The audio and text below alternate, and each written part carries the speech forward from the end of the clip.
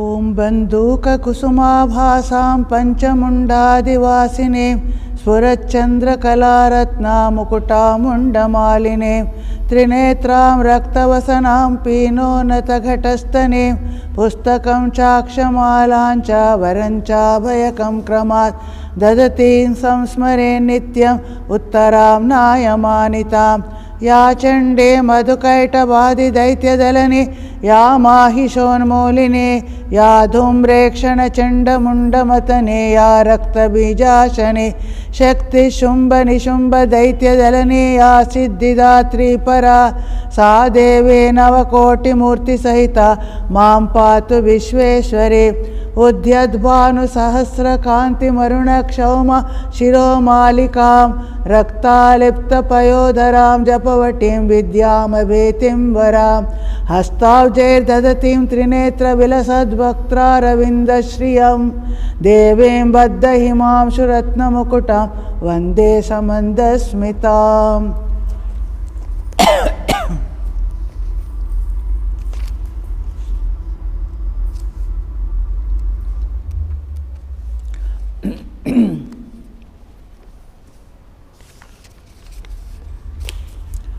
ఈ దేవీ మహాత్మ్యంలో తృతీయ అధ్యాయం చేస్తున్నాము.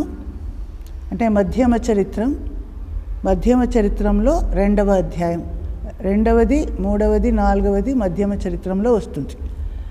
ఈ మధ్యమ చరిత్రంలో ముఖ్యంగా ఈ అధ్యాయంలో మహిషాసురుడి వధ దానిని గురించి మనము తెలుసుకుంటాం. ఈ అధ్యాయంలో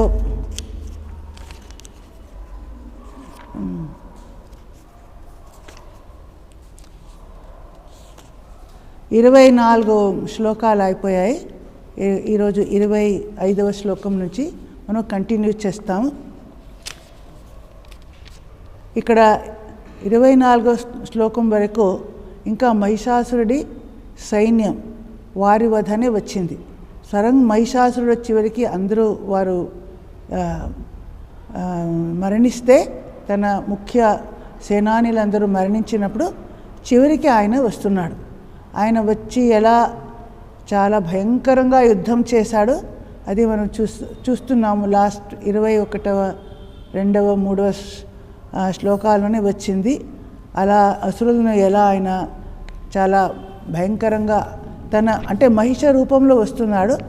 మహిష తన అంగాంగాలతో ఎలా సంహరిస్తుంది, తన తోకతో, గిట్టెలతో, ఒక్కొక్క కొమ్మలతో అందరినీ చాలామందిని ఎలా సంహరిస్తుంది అది చూసాం. తర్వాత ఈరోజు 25వ శ్లోకం. ఇక్కడ ఒక విషయం ఏం చూస్తామంటే, అందరూ చివరికి జగన్మాతనే చేరుకుంటారు. జగన్మాతకి అసురులైనా సరే, దేవతలైనా సరే అందరూ ఆమె పుత్రులే. అంటే ఒక్కొక్కరు ఒక్కొక్క విధంగా దేవి దగ్గర వెళ్తారు. భక్తులు దేవతలు ప్రార్థనతో పూజ చేసి దేవిని సంతుష్టం చేశారు.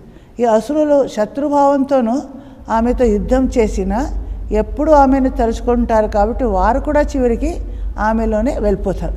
మనం ఎలా చూస్తాము, మహాభారతంలో కూడా చూస్తాము, ఎలా శిశుపాల, కంస, చాలామంది అసురులు ఉంటారు. వారందరూ శ్రీకృష్ణ పరమాత్ముడితో వారు శత్రుభావంతో వారు చేశారు. కానీ వారిని చంపేసిన తర్వాత శ్రీకృష్ణులోనే వారు ఐక్యం అయిపోయారు. అలాగే ఇక్కడ కూడా దేవి అలాగే.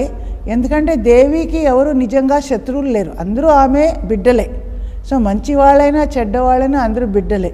కానీ కొందరు అలా మంచి సద్గుణాలతో, దైవీ గుణాలతో ఉన్నారు దేవతలు. అదే అసురులు ఆసురీయ గుణాలతో ఉన్నారు. సో దేవీ గుణాలు ఉన్నవారు మంచిగా ఆమెను పూజించి అర్చించి ఆమెను సంతుష్టం చేసి ఆమె దగ్గరకు వస్తారు. అదే అసురులు అలా కాదు, యుద్ధం చేసి ఆమెతో శత్రుత్వాన్ని పెట్టుకొని అయితే ఆమె ద్వారా సంహరింపబడతారు. అంటే చివరికి ఆమెను చేరుకుంటారు అనే అర్థం అని మనం తీసుకోవచ్చు.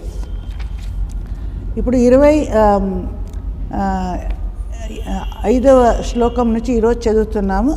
అంటే తన ఇలా సైన్య గణాలు అన్నీ ఇలా చచ్చిపోతుంటే చూస్తే అప్పుడు ఆయన స్వయంగా వచ్చాడు.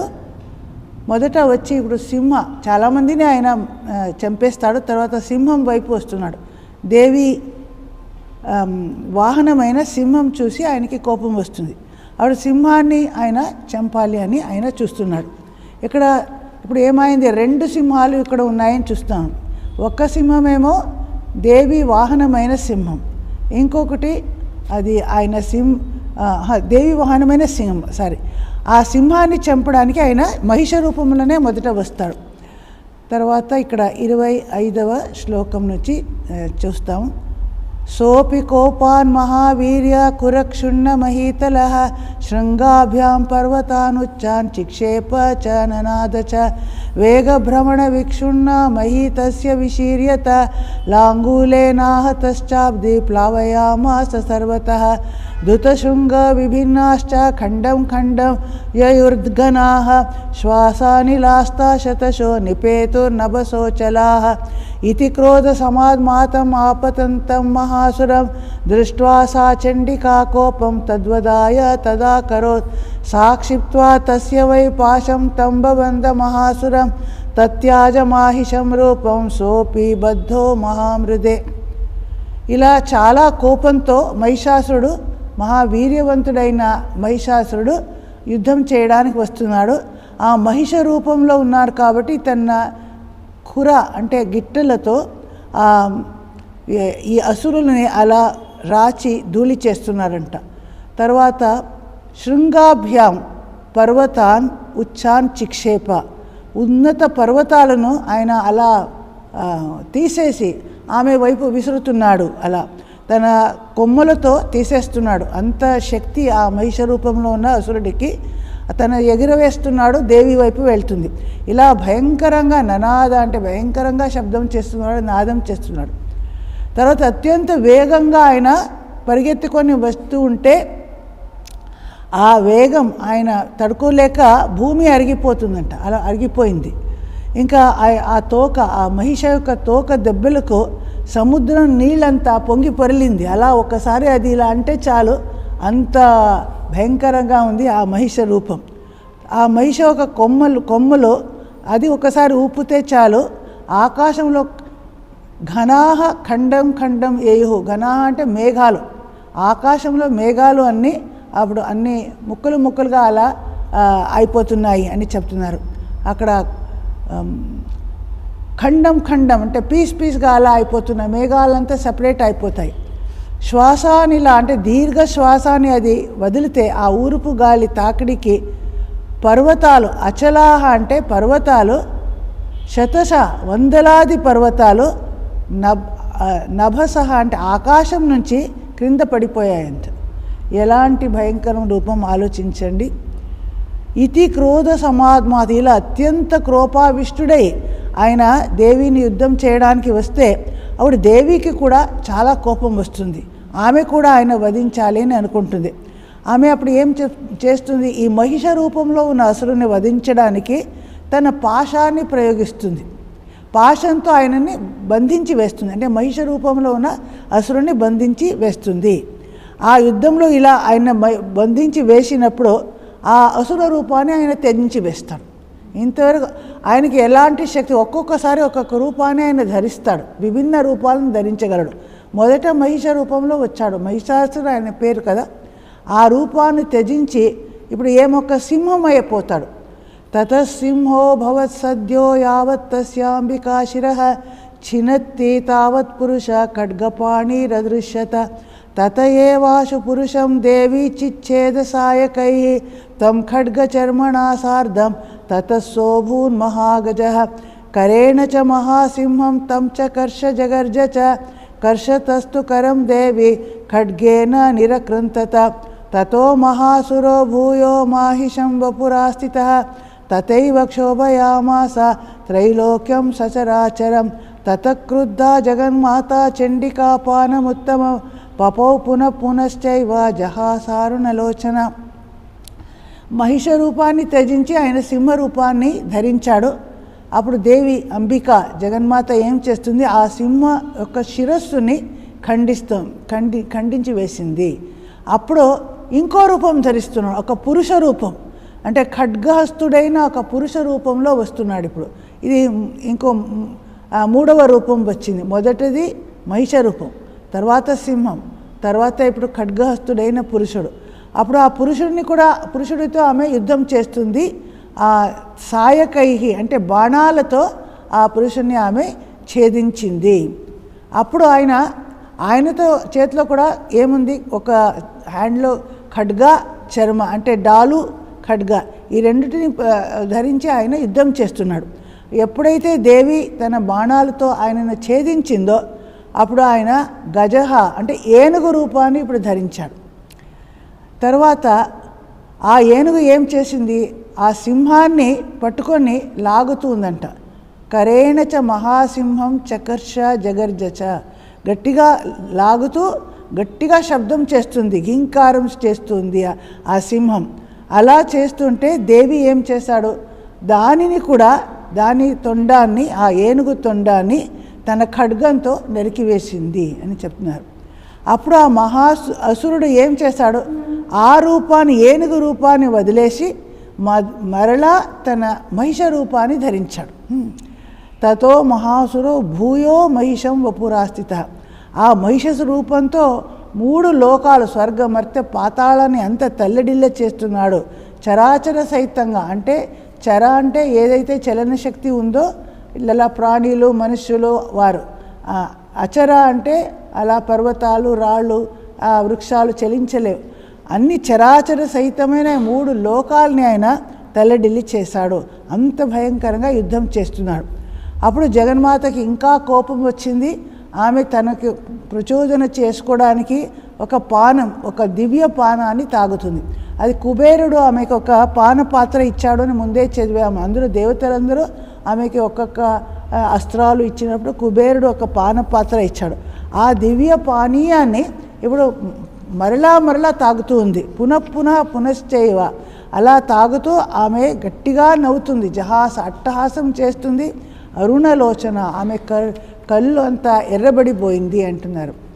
ననర్ధ చాసుర సోపి బలవీర్య మదోద్ధత విషాణాభ్యాం చ చిక్షేప చండికాం ప్రతి భూధరాన్ సాచతాన్ ప్రహితాన్ స్తేన చూర్ణయంతీం శరోత్కరై ఉవాచ తం మదోద్ధూత ముఖరాగ కులాక్షరాం దేవ్యువాచ గర్జ గర్జ క్షణం మూఢా మధు యావత్ పిబామ్యహం మయా త్వయిహ తేత్రైవ గర్జిప్యన్యాసు దేవత. అప్పుడు అసురుడు గట్టిగా నాదం చేస్తున్నాడు. ననర్ధ అంటే గట్టిగా నాదం చేశాడు. తన బల సాహసం వీర్యంతో మద అంటే అహంకారంతో మదోన్మత్తుడై యుద్ధం చేయడానికి వస్తున్నాడు.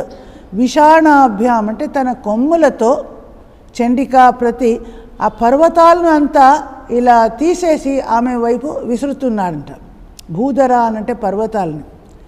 అలా తన వైపు అలా రువ్వబడిన పర్వతాలను ఆమె చూసి ఆమె ఏం చేస్తుంది, తన బాణాలతో ఆ పర్వతాలని బాగా అంతా ఏం చేస్తుంది అంటే చూర్ణంగా చేసేసింది, నూచం చేసేసింది. అలా అయినప్పుడు ఆమె కూడా ఆ పానీయాన్ని, దివ్య పానీయాన్ని తాగింది కాబట్టి ఆమె ముఖం అంతా ఉద్వేగంతో ఒక ఎర్రగా ఉంది. ఆమె మాటలు కూడా అస్పష్టంగా ఉన్నాయంట. ముఖరాగ కులాక్షరం అలాంటి అస్పష్ట మాటలతో ఇలా ఆయనతో అసురుడికి ఇలా చెప్తుంది, ఓ మూఢుడా, నువ్వు ఒక క్షణం మాత్రం ఉంది, నువ్వు గర్జన చేయొచ్చు. గర్జ క్షణం మూఢ, ఎంతవరకు నేను ఈ పానీయాన్ని నేను తాగుతున్నానో ఇంకా ఒక క్షణం బాకీ ఉంది, ఆ క్షణం వరకు గర్జించవచ్చు. అది అయిన తర్వాత నేను ఇక్కడే నిన్ను వధిస్తున్నాను. నేను వధించినప్పుడు ఇక్కడ దేవతలు అప్పుడు ఇంకా గట్టిగా వారు అందరూ గర్జిస్తారు. నువ్వు ఇక్కడే నా చేతను మరణిస్తావు అని దేవి చెప్తుంది. ఋషిరువాచ ఏవముక్త్వా సముత్పత్త్యా సారూఢా తం మహాసురం పాదేనాక్రమ్య కంఠే చ శూలేనైనమతాడయత్ తతస్సోపి పదాక్రాంతస్తయా నిజముఖాత్తతః అర్ధనిష్క్రాంత ఏవాసి దేవ్యా వీర్యేణ సంవృతః అర్ధనిష్క్రాంత ఏవాసౌ యుధ్యమానో మహాసురః తయో మహాసినా దేవ్యా శిరశ్చిత్వా నిపాతితః తతో హాహాకృతం సర్వం దైత్యసైన్యం ననాశత ప్రహర్షం చ పరం జగ్మో సకలా దేవతాగణాః తుష్టువుస్తాం సురాం దేవీం సహ దివ్యైర్మహర్షిభిః జగుర్గంధర్వపతయో నందృతుశ్చాప్సరో గణాః इति श्री मार्कंडेय पुराणे सावर्णिके मन्वंतरे देवी महात्म्ये महिषासुरवधो नाम तृतीयोऽध्यायः. ఇక్కడ ఋషిరువాచ అంటే ఋషి మేధా ఋషి, మనకు తెలుసు మేధా ఋషి దగ్గరే వారు వచ్చారు ఇద్దరు, సురతరాజుడు మరియు సమాధి అనే వైశ్యుడు. ఆ ఋషి ఇప్పుడు వర్ణిస్తున్నాడు, ఈ యుద్ధాన్ని అంతా ఆయన వర్ణిస్తున్నాడు. ఇలా చెప్పి దేవి ఇలా చెప్పి, అంటే ఒక క్షణం కాలం టైం ఉంది, అంత టైం వరకు నువ్వు గర్జించవచ్చు, తర్వాత నిన్ను వధిస్తాను ఇలా చెప్పి సముత్పత్య సారుడ అంటే ఆమె ఆకాశానికి ఎగిరింది. ఆ తర్వాత అక్కడి నుంచి ఆ అసురుడిపై వాలింది. ఆయన కంఠాన్ని బాగా తన ఒక్క పాదంతో తొక్కి వేసి పట్టుకుంటుంది. తర్వాత ఇంకో పాదం సింహంపై ఉన్నది. ఇంకా ఇప్పుడు శూలాయుధాన్ని తీసుకొని ఆయనకి అలా పొడిచింది.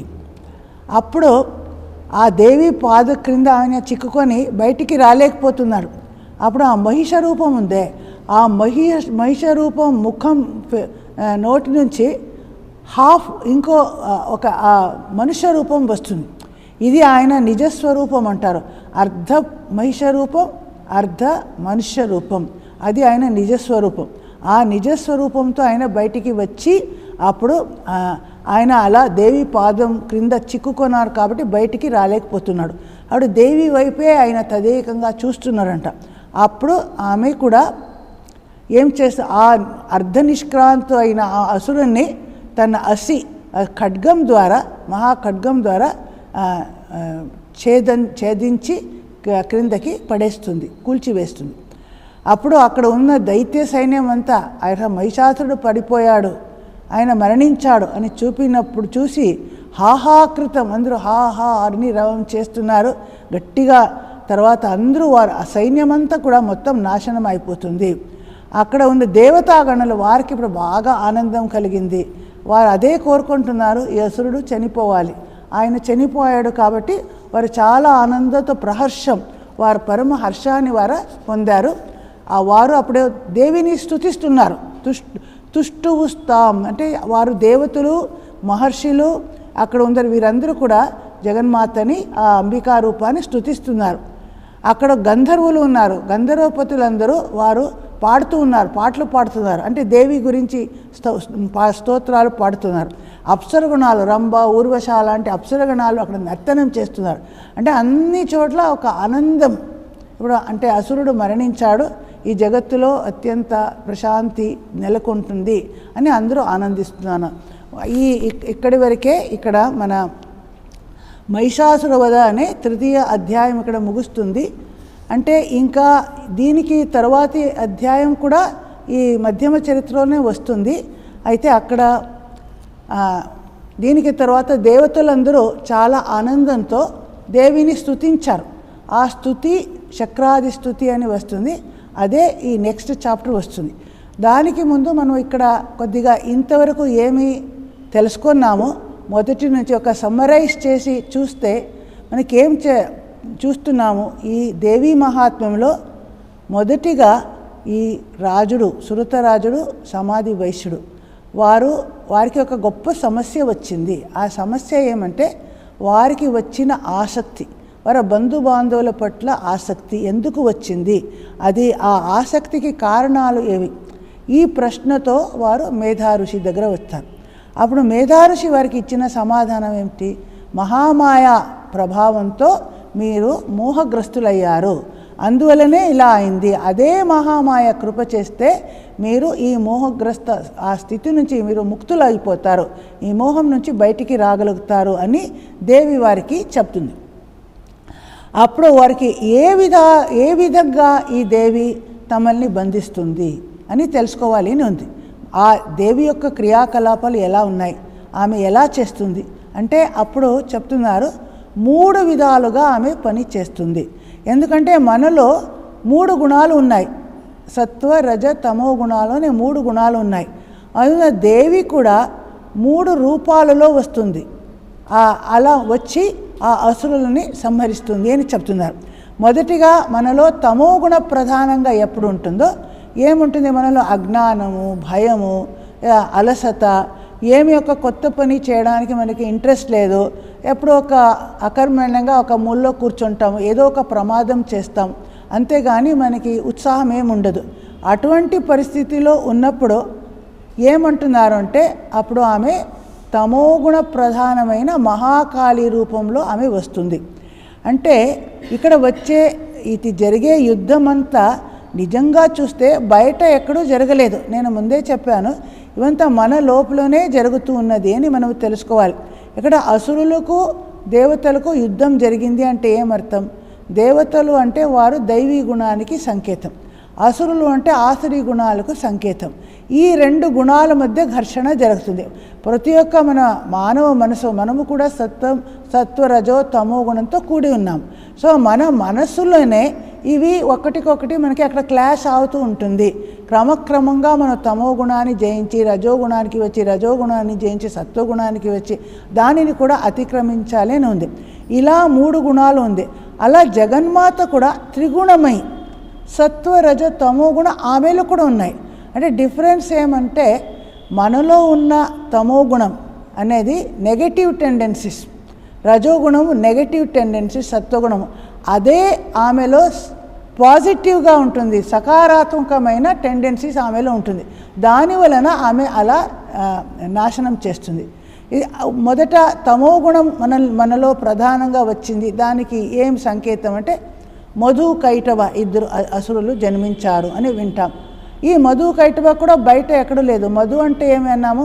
మధు అంటే తీయగా ఉన్నది, ఆ కామ ఆసక్తి మనకి వచ్చింది. దానిని మనము వదిలేకపోతున్నాము, అక్కడ స్టకప్ అయిపోతున్నాం. అది మధు తాగుతూ మనకి అక్కడ స్టకప్ అయిపోతాం. అలాగే కీటకాలు అంటే వారు కీటకాలు వచ్చి ఆ మధు తాగడానికి వచ్చి స్టకప్ అయ్యారు. అది మధు కైటవ అసురులు. అలా మనలో ఆసక్తి, కామన ఇది ఒకసారి వచ్చినప్పుడు దానిని వదిలేక మనం అక్కడ స్టకప్ అయిపోతున్నాం, అడిక్షన్ అయిపోతుంది మనకి.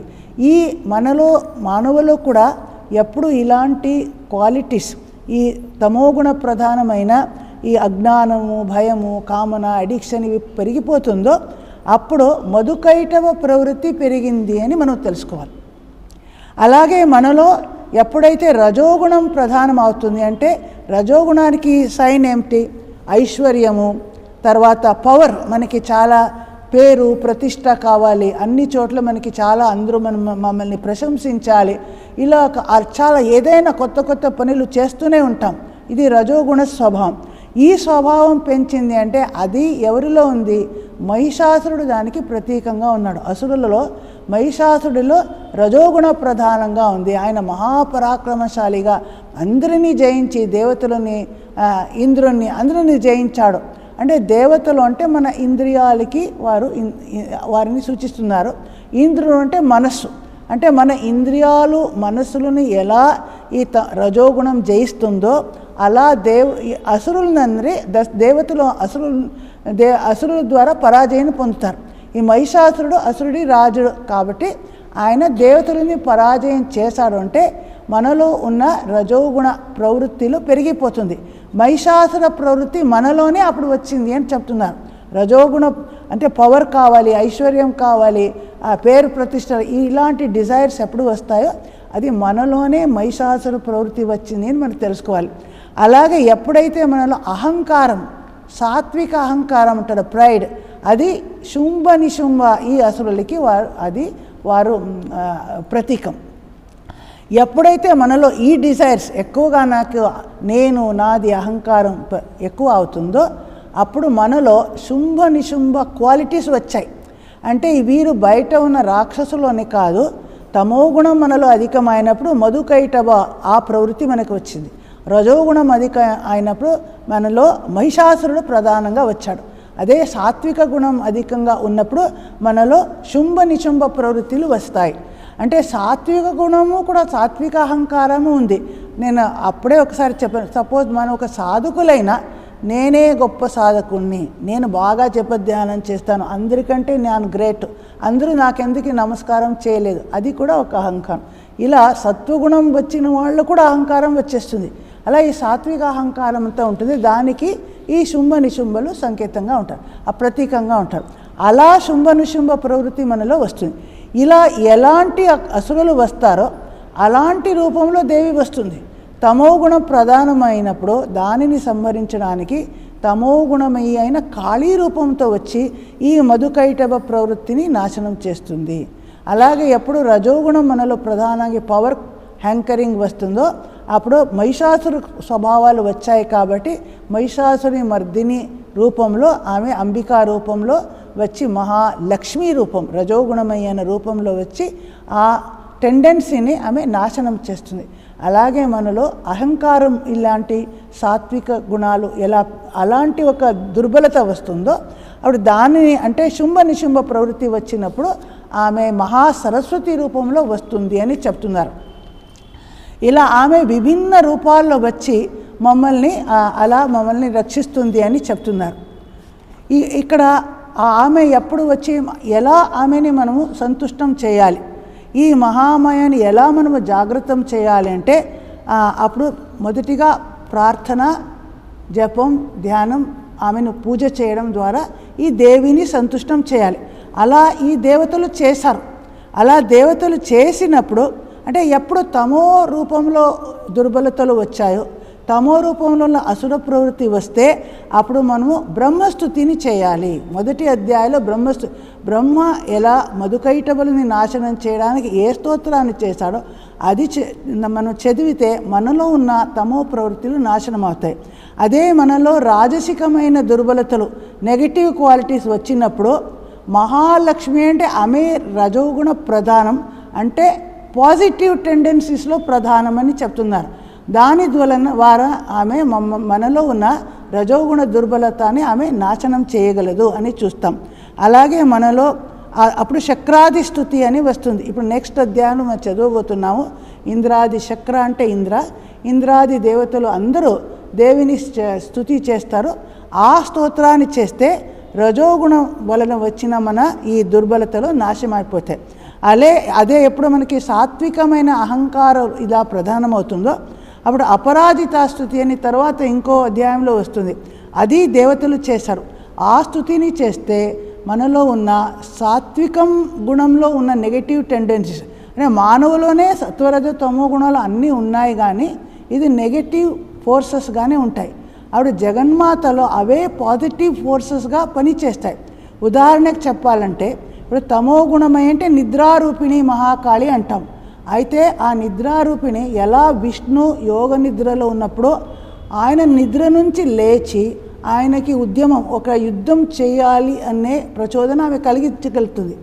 అలాగే అసురులు వారిని మోహగ్రస్తం చేసి వారు తమ మృత్యుని వారే కోరుకునేటట్లు వారు వరం ఇస్తాను అని చెప్తారు. ఇలా వారి మనసును తిప్పివేయడం ఇవంతా జగన్మాత యొక్క శక్తి. అలా ఆమె పనిచేస్తుంది. మనలో తమోగుణం ఉంది, ఆమె తమోగుణమైన దేవిగా వచ్చినప్పుడు ఆ పాజిటివ్ ఎనర్జీతో మన నెగటివ్ ఎనర్జీని ఆమె నాశనం చేస్తుంది అని చెప్తారు. ఇలా ఒక్కొక్క రూపంలో ఆమె మనలో ఉన్న ఒక్కొక్క దుర్బలత దానిని ఎప్పుడైతే మోహ అజ్ఞాన అప్పుడు కాళీ రూపంలో మనం చేయాలి. ఐశ్వర్య ప్రాచుర్యం కావాలి, పవర్ కావాలి ఉన్నప్పుడు మహాలక్ష్మి రూపంలో మనం ఆమెను పూజించాలి. అదే మనం జ్ఞానం కావాలి, మనలో ఉన్న ఈ అహంకారం నాశమైపోవాలి అనుకున్నప్పుడు మహాసరస్వతి రూపంలో చేయాలి. అదే తమో గుణం ఉన్నదే మనలో ఎప్పుడైతే మనలో అది పరిపక్వం అవుతుందో రజోగుణం అవుతుంది, ఇంకా పరిపక్వం అనేది సాత్విక గుణంగా మారుతుంది. చివరికి ఈ త్రిగుణాతీత అవస్థకి మనం చేరుకోవాల్సి ఉంటుంది. సో దేవిని మనం సంతుష్టం చేయడం ద్వారా మనలో ఇలాంటి ఒక గొప్ప ఎవల్యూషన్ పరిణామ క్రమం జరుగుతుంది. మనలో ఉన్న క్రింది గుణాలు నుంచి మనం హయ్యర్ క్వాలిటీస్ వైపు వెళ్ళి సత్వగుణానికి చేరుకొని దానిని కూడా అధిగమించే శక్తి మనకి వస్తుంది అని చెప్తాం. అలాగే మహిషాసురుడి దగ్గర మేము చెప్పాము చాలామంది సేనాధిపతులు ఉన్నారు, వారిలో 16 మంది ఉన్నారు. దానిలో ప్రధానంగా 6 సేనాధిపతి అంటారు. వారు ఉగ్ర, కరాళ, మహాహను, ఉద్ధత, తామర, ఉగ్రవీర్య అంటారు. వీరు మనలో ఉన్న అరిషడ్ వర్గాలు కామ, క్రోధ, లోభ, మోహ, మద, మాత్సర్యానికి ప్రతీకంగా ఉన్నారు. సో అలా ఆయన ఆ జనరల్స్ ఆ సేనాధిపతులను తీసుకొని ఆయన యుద్ధం చేయడానికి వచ్చాడు. అంటే రజోగుణ ప్రధానంగా మనకి అలా ఉంటుంది. ఇలా ఉన్నప్పుడు ఆయన విభిన్న రూపాలను ధరిస్తున్నాడు అని కూడా మనం చేశాము. ఆయన 6 రూపాలను ధరిస్తాడని చెప్తారు. ఎలా మొదటిగా ఒక మహిష రూపాన్ని ధరించాడు. అప్పుడు ప్రచండమైన కోపం, ఆయన కామ క్రోధ ఇవి ప్రధానంగా ఉంది. అప్పుడు ఆమె ఎలా నిగ్రహించింది అంటే పాశం ద్వారా నిగ్రహిస్తుంది. అంటే ఆధ్యాత్మిక సాధనకి ఏం చేయాలి మొదట అంటే ప్రార్థన, జప, ధ్యానం. ఇది మొదటి హంతంలో మనం ప్రాక్టీస్ చేయాలి అంటున్నారు. అలా రెండవ రూపం సింహ రూపాన్ని ధరిస్తుంది. అప్పుడు ఏమవుతుంది, మనలో ఒక అధర్మ ప్రవృత్తి ఎక్కువ అయిపోతుంది, మనలో అయింది. దానిని ప్రొజెక్ట్ చేసినప్పుడు ఆమె ఖడ్గహస్తంతో ఆ సింహాన్ని నాశనం చేస్తుంది. ఇక్కడ ఏం చూస్తాము, 2 సింహాలు వస్తాయి ఇక్కడ. ఒకటేమో దేవి వాహనమైన సింహం, అది శివస్వరూపం లేదంటే విష్ణు స్వరూపం, అది దేవికి చాలా ఇష్టం. అదే శత్రు రూపంలో ఉన్న మహిషాసురుడు కూడా సింహరూపాన్నే ధరించి వచ్చాడు. ఆయనలో ఉన్న అది నెగటివ్ టెండెన్సీ మనలో ఉంది, దానికి ఆయన ప్రతీకంగా ఉంటాడు. అలా వచ్చినప్పుడు ఆమె ఖడ్గహస్తంతో సంహరించింది. సాధనలో అంటున్నారు ఇది 2వ స్టెప్. మనం ఏం చేయాలి అంటే మనలో వివేకం జాగృతం అవ్వాలి. ఏది నిత్యం ఏది అనిత్యం, ఈ వివేకాన్ని ఖడ్గహస్తం ద్వారా అవివేకాన్ని సంహరించి నిత్య ఏమైనా వివేకాన్ని మనం జాగృతం చేయాలి అంటున్నారు. దానికి తర్వాత 3వ రూపం మానవ రూపంలో దేవి వచ్చింది. మానవుడు అంటే ఒక రేషనల్ బీయింగ్. మనం వాద వివాద చేస్తాము, తర్కం చేసి నేను అనుకున్నదే సరే అని ప్రూవ్ చేయడానికి వెళ్తాం. అలాంటి రూపం వచ్చిన బాణాల ద్వారా ఆయనని సంహరిస్తుంది. అది మనల్ని ఏమంటున్నారంటే మనలో ఉన్న ఒక నిత్య అనిత్య ఏది ఇలాంటి ఒక ఇది నెక్స్ట్ స్టెప్. దానికి తపస్వాధ్యాయ ఈశ్వర ప్రణిధానం, ఈ స్టెప్స్కి మనం చెప్తున్నారు. ఈ బాణాలతో ఆయన మానవ రూపాన్ని సంహరించిందే అది మనం నెక్స్ట్ స్టెప్ సాధనలో. అంటే మొదటి స్టెప్లో మనం ప్రార్థన జప చేసాము. తర్వాతి స్టెప్లో వివేకం, ఏది నిత్య ఏది అనిత్యం అనేది. 3వ స్టెప్ తపస్వాధ్యాయ ఈశ్వర ప్రణిధానం. దానికి తర్వాత 4వ రూపం ఏనుగు రూపంలో ఆ అసురుడు వస్తాడు. అప్పుడు చాలా ఏనుగు అంటే నేను ఒక గొప్ప రాజులాగే ఒక భావం, అంటే అందరినీ నేను డిస్ప్లేస్ చేసేస్తాను, వారి స్థానం నుంచి విచ్యుతం చేసి నేనే అన్ని పొజిషన్ ఆక్యుపై చేసుకుంటాను, ఇలాంటి భావం వచ్చినప్పుడు వాళ్ళు మళ్ళా ఖడ్గాన్ని వాడి ఆ ఏనుగుని సంహరించాడు. ఇది మనలో ఉన్న హయ్యర్ డిస్క్రిమినేషన్, హయ్యర్ వివేకాన్ని మనము జాగ్రత్త చేయాలి. వివేకంలో మనకి అడ్వాన్స్గా వెళ్ళడం అని చెప్తున్నారు. ఇంకా 5వ రూపం మరలా మహిష రూపం ధరించింది. అంటే ఒక స్టేజ్ అయిన తర్వాత మనలో ఒక్కొక్కసారి మనలో రిగ్రెషన్ అంటే వెనకపోతాం. ఏదో ఒక స్టేజ్ వచ్చిన తర్వాత మళ్ళీ డౌన్ అయిపోతాము, వాపసు వెళ్ళిపోతుంటాం. అది అలాంటి దానికి మరలా మహిష రూపం ధరించింది అని చెప్తున్నారు. అప్పుడు మరలా ఖడ్గ రూపంలో దానిని సంహరిస్తుంది. చివరికి అలా హాఫ్ పశు రూపంలో హాఫ్ మనుష్య రూపంలో ఈ 2 రూపంలో ఉంటుంది. అలా ఒక మహిష రూపం మనుష్య రూపం ఈ 2 వస్తుంది. అలా ఉన్నప్పుడు మనలో ఉన్నది ఈ అజ్ఞానం, ఈ భయంకరమైన అజ్ఞానాన్ని మరలా ఆమె తన ఈ ఖడ్గం ద్వారా ఆమె చంపేసింది. అది మనలో ఉన్న హయ్యెస్ట్ డిస్క్రిమినేషన్. ఏది మన జీవితంలో మన లక్ష్యం, దాని పట్ల మనకున్న తీవ్రమైన దానిని పొందాలి అనే భావం. ఇలా సాధకుడు జీవితంలో క్రమక్రమంగా మనం పరిణామక్రమంలో చేస్తూ ఉంటే ఎవల్యూషన్ అయి మనలో హయ్యెస్ట్ గోల్ని మనం రీచ్ అవుతామని చెప్తున్నారు. ఇలా మహిషాసురుడు కూడా అసహాయంగా ఉన్నప్పుడు ఆయన దేవి వైపే చూస్తున్నాడంట. అప్పుడు ఆయనను కూడా ఆమె తన వైపు ఆకర్షించి, అందరూ చివరికి మనం మంచివాళ్ళైనా చెడ్డవాళ్ళైనా ఒక్కరోజు మనం జగన్మాతనే చేరుకుంటాము. అసురులు చేరుకుంటారు, దేవతలు చేరుకుంటారు. దేవతలు మంచి జీవితాన్ని గడిపి చేరుకుంటారు, అసురులు ఎప్పుడూ అశాంతితో యుద్ధం చేస్తూ వెళ్ళి చేరుకుంటారు. అయినా అందరూ చివరికి మనం లయమైనప్పుడు ఆమెలోనే చేరిపోతాము అని చెప్తున్నారు. ఇంకా తర్వాతి క్లాస్లో మనం నెక్స్ట్ అధ్యాయాన్ని మనం స్టార్ట్ చేస్తాం. ఓం అసతో మా సద్గమయ తమసో మా జ్యోతిర్గమయ मृत्योर्मा अमृतंगमय। ओम शांति शांति शांति। हरि ओम तत्सत्।